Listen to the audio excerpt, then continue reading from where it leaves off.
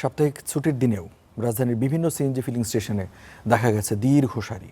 ভোর থেকে অপেক্ষায় থেকেও অনেক চালক পাচ্ছেন না প্রয়োজনীয় গ্যাস। কোনো স্টেশনে সরবরাহ থাকলেও চাপ এতটাই কম যে গাড়ির প্রতি সময় লাগছে অস্বাভাবিক বেশি। রাজধানীর সিএনজি ফিলিং স্টেশনগুলোতে গ্যাসের জন্য দীর্ঘ অপেক্ষা এখন নিত্যদিনের চিত্র। ঘন্টার পর ঘন্টা লাইনে দাঁড়িয়েও মিলছে না প্রয়োজনীয় গ্যাস। কোথাও স্বল্প চাপ, কোথাও আবার পুরোপুরি বন্ধ সরবরাহ। প্রত্যাশিত পরিমাণ গ্যাস না পেয়ে বাধ্য হয়ে এক স্টেশন থেকে অন্য স্টেশনে ছুটছেন চালকরা।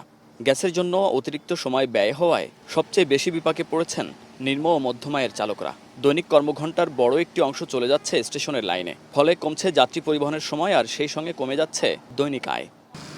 আমি এখানে এই কোণা থেকে মেন রাস্তা থেকে ঘুরে এই পর্যন্ত আসলাম। আমি 9টার দিকে সিরিয়াল দিছি, তারপরেও 2 ঘন্টা লাগছে আর কি আসতে। আমরা লাইনে 3-4 ঘন্টা অপেক্ষার পরে মোটামুটি গ্যাস পাই, তাও 120 থেকে 150 বিশার।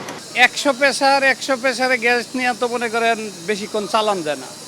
পাম্পে প্রেসার নাই, কি করব, কিছু করার নেই। আমাদের মনে করেন যে প্রতিদিন 5.5 থেকে 6.5 ঘন্টা লাগতেছে গ্যাস নিতে। 1-2 ঘন্টা ঘুমায়া পরের দিন আবার ডিউটি করতে হচ্ছে। চালকদের এই দুর্ভোগের পেছনে সরবরাহ ব্যবস্থার সংকটকেই দায়ী করছেন ফিলিং স্টেশন কর্তৃপক্ষ। তাদের দাবি, সরবরাহ লাইনে প্রয়োজনীয় চাপ না থাকায় চাহিদা অনুযায়ী গ্যাস সরবরাহ করা সম্ভব হচ্ছে না। কিছুক্ষণ বন্ধ রেখে চাপটা বাড়াই নিচ্ছি, তারপরে আবার এইভাবে সরবরাহ করছি আর কি। চাহিদা অনুযায়ী তারা পাচ্ছে না। এখনও হয়তো প্রেশার যারা 600-700 টাকা নেয় তারা 200-250 টাকা গ্যাস পাচ্ছে।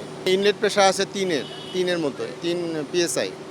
তা 3-4 PSI থাকলে হয়তো আমার একটা মেশিন রানিং হয়, আর 5-এর উপরে থাকলে আমার 2টা মেশিন আমি চালাতে পারি। 6-7 থাকলে আমি 2টা মেশিন চালাতে পারি। এদিকে নতুন জাহাজ না আসায় গেল 19 আগস্ট থেকে এক্সিলারেট এনার্জির এলএনজি টার্মিনালে গ্যাস সরবরাহ বন্ধ আছে। এর প্রভাবেই দেশে চলমান গ্যাস সংকট আরও তীব্র হয়েছে বলে সংশ্লিষ্টরা জানিয়েছেন। Munnaf Rashid, star news, Dhaka.